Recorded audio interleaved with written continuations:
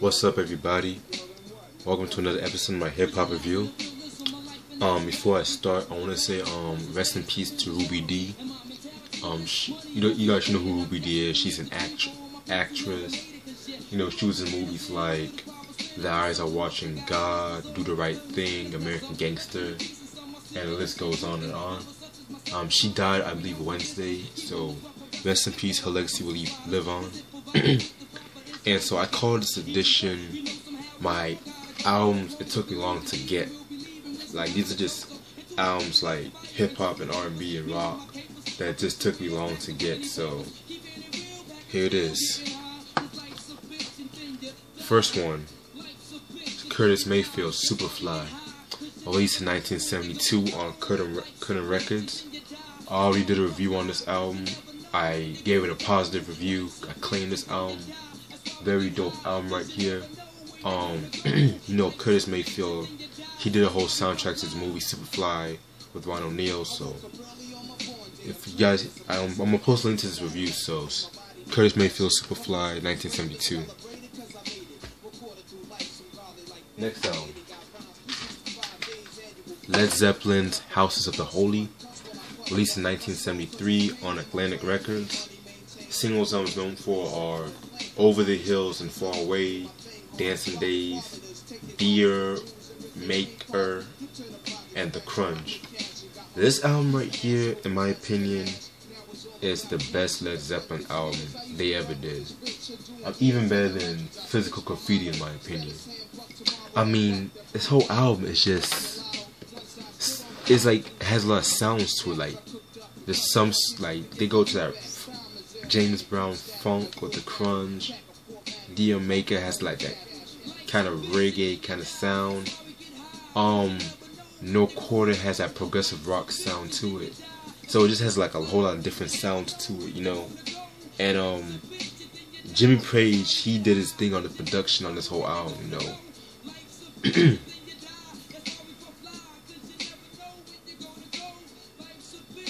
So this album right here is like hands down the best album. It's kind of underrated if you ask me, because like a lot of people only focus on like the Led Zeppelin series, like 1 through 4, and Physical Graffiti. I mean, they don't really talk about this album right here.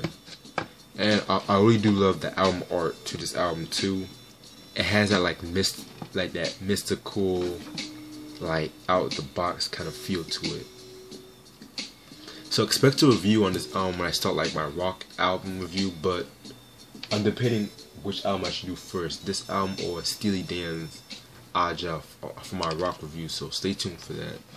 Led Zeppelin, House of the Holy, 1973.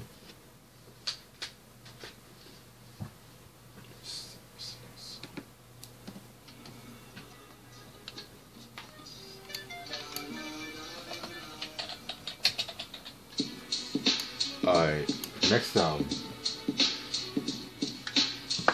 Marvin Gaye's What's Going On, 1971, on Motown Records. I already talked about his Let's Getting On album. I talked about I Want You and Here My Dear, which I said that my favorite album from him. So this album is actually, I believe, his 8th studio album. Singles I'm known for are What's Going On, Mercy Mercy Me, and Inner City Blues. This album right here is just soulful, like very soulful and very, it's like very like ahead of its time if you ask me, because from what I've read, he was influenced by one of the 4 Tops albums, the 1970 album. I forgot the name of that. It's like Still something, yeah. And also this album was actually recorded like when he wanted to have creative control over his music, and around that time Tammy Terrell, she died, I believe, like the previous year, and you know he was going through like depression, so he wanted like creative control. He wanted to express his own self in the music, and like this album talks about topics like poverty, inner city youth, Vietnam War, and so this album was kind of like a landmark album in soul music, like very good album. It's Marvin Gaye's "What's Going On," 1971.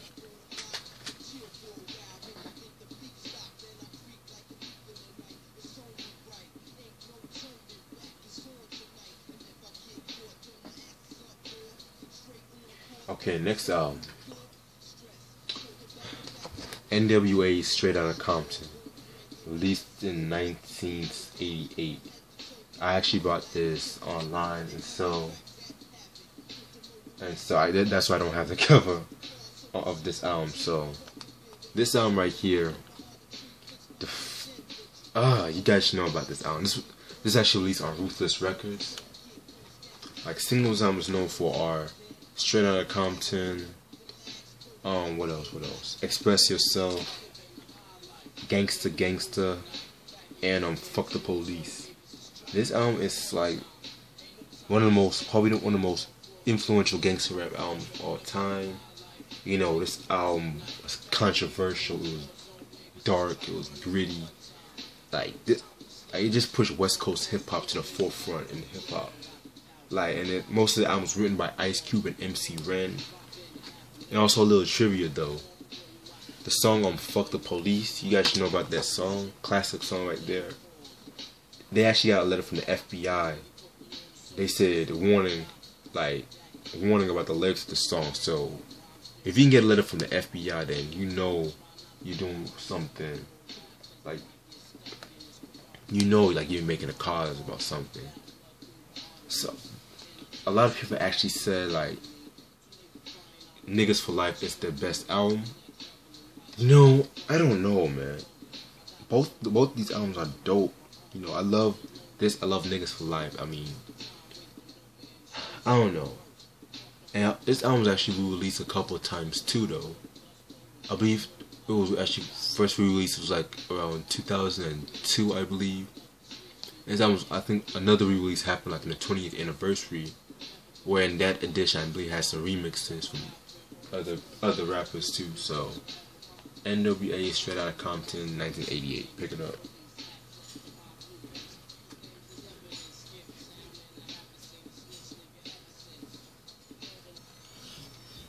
Next one,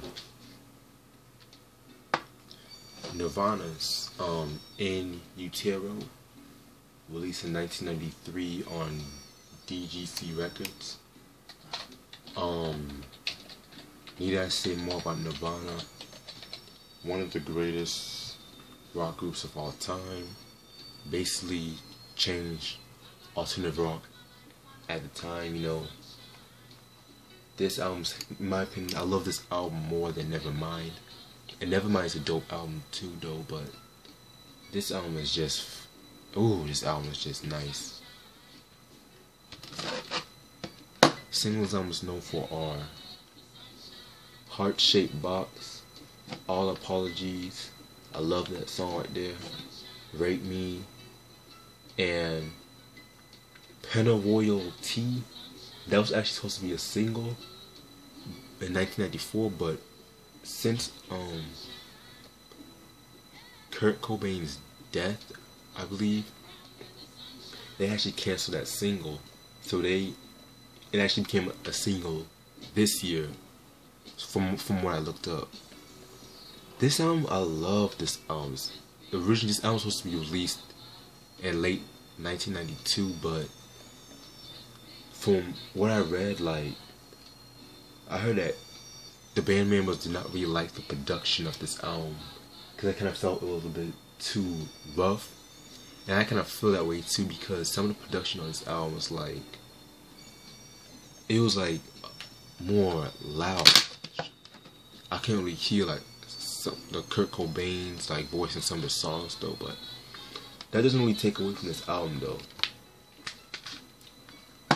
And so this album has like a more darker sound, because and also from what I read, like Kurt Cobain, he actually said like this album he kind of felt like he liked this album more because he felt like Nevermind was like more radio friendly.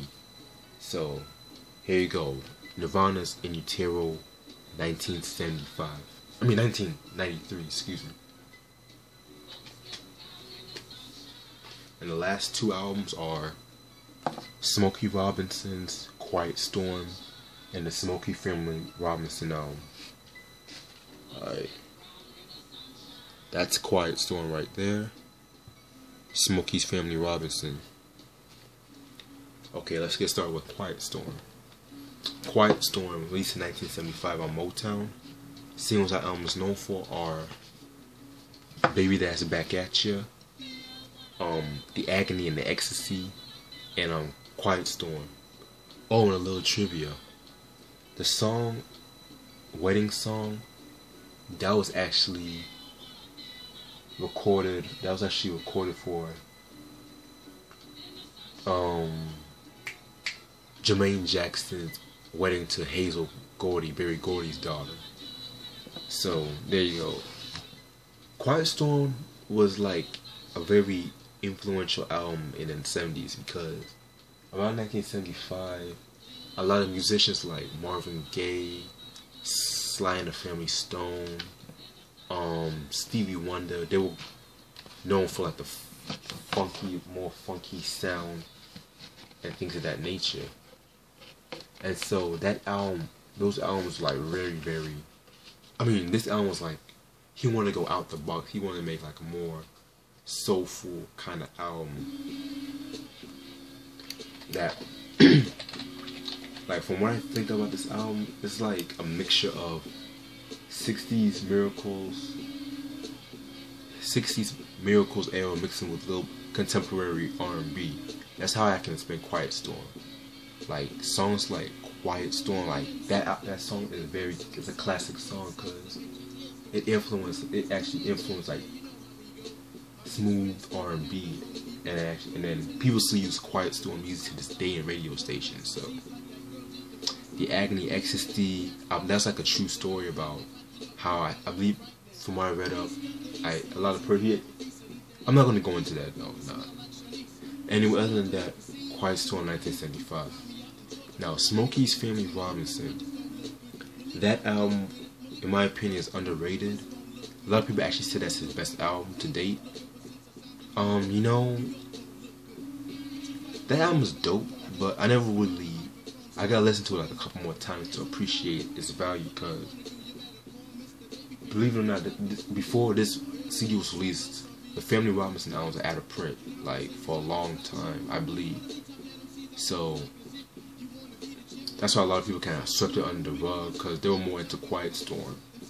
And so single Family Robinson's known for are Open, When You Came, and An Old Fashioned Man. What else? I kind of compare this album to the Isley Brothers' The Heat Is On for some reason, because it's like a mixture of funk, like light funk, and mixing with Quiet Storm, like the way the Isley Brothers did it. And from what I also read up, as like Smokey Robinson, they really like the way the album was recorded for some reason. So, and other than that, Smokey's Family Robinson released in 1976. Expect a review on these two albums. And that's all the time I have. Stay tuned for more stuff. Peace.